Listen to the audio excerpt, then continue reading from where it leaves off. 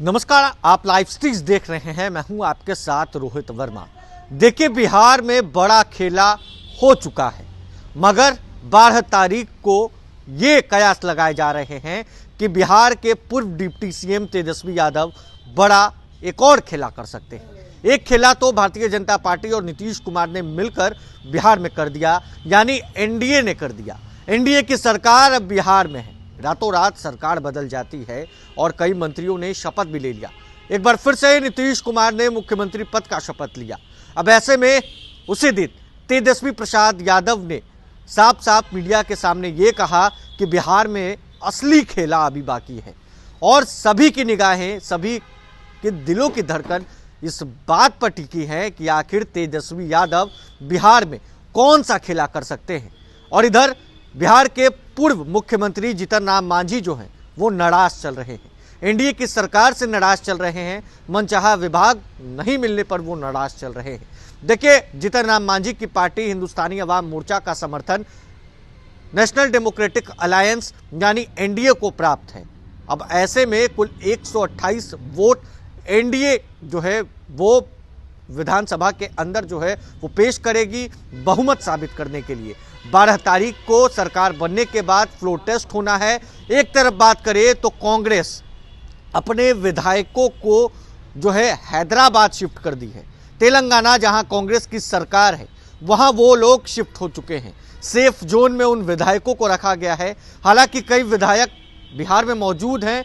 अब ऐसे में आज जब बिहार के डिप्टी सीएम बनते ही सम्राट चौधरी ने जो है वित्त मंत्री का यानी फाइनेंस मिनिस्टर का पदभार ग्रहण किया, तो उन्होंने कहा कि बिहार में जब हमने सरकार बनाई तो 2 पार्टियों का बहुमत ऐसे भी है, यानी वो बात कर रहे हैं भारतीय जनता पार्टी और जनता दल यूनाइटेड, दोनों को मिलाकर जो है वो बहुमत साबित कर सकते हैं। अब 122 वोट कुल चाहिए बहुमत साबित करने के लिए, सरकार बनाने के लिए। और कुल मिलाकर अगर जीतन राम मांझी की बात करें, उनकी पार्टी की बात करें, तो अगर वो समर्थन प्राप्त एनडीए को करते हैं तो कुल 128 वोट होते हैं।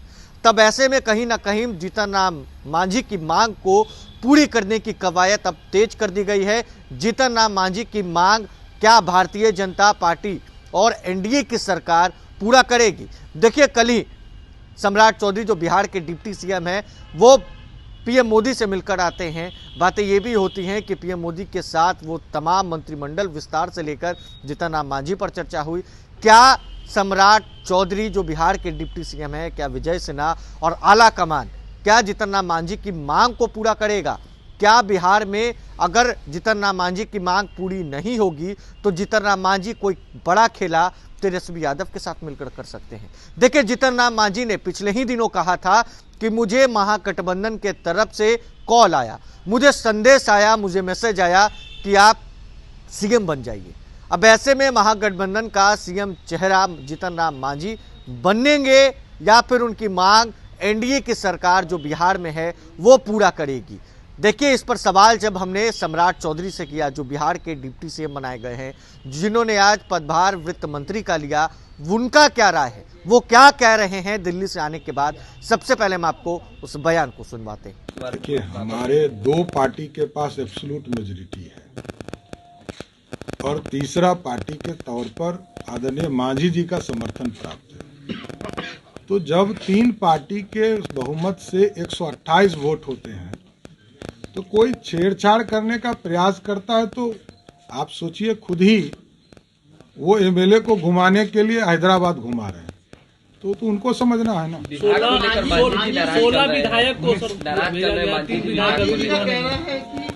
जो विभाग पहले उन्हें मिला था वही बेटी को लगातार मिल रहा है। देखिए, ये विषय सभी लोग उन पर बात कर रहे हैं, चर्चा हो रही है, आगे कुछ निर्णय लिए जाएंगे। तो आपने सुना बीजेपी के प्रदेश अध्यक्ष बिहार के डिप्टी सीएम सम्राट चौधरी के बयान को, जिन्होंने साफ तौर से कहा है कि बिहार में 2 पार्टियां जो बनी हैं जो सरकार में है, यानी जनता दल यूनाइटेड नीतीश कुमार की पार्टी है और एक तरफ बीजेपी है, तो 2 पार्टियों के पास एब्सोल्यूट मेजॉरिटी है सरकार बनाने के लिए। देखिए, 122 वोट कुल मत चाहिए बिहार में सरकार बनाने के लिए और फ्लोर टेस्ट में अगर जनता दल यूनाइटेड और भारतीय जनता पार्टी दोनों बहुमत साबित कर देती है तो ऐसे भी कोई भी आंच एनडीए की सरकार पर नहीं आएगा। और अगर जीतन राम मांझी अपना समर्थन वापस भी लेते हैं तो ऐसे भी कोई जो है आंच सरकार पर नहीं आने वाला है। जीतन राम मांझी का समर्थन अगर एनडीए को प्राप्त है तो कुल 128 मत होते हैं और कुल वोट प्राप्त होते हैं। सम्राट चौधरी ने भी इस बात की जानकारी दी है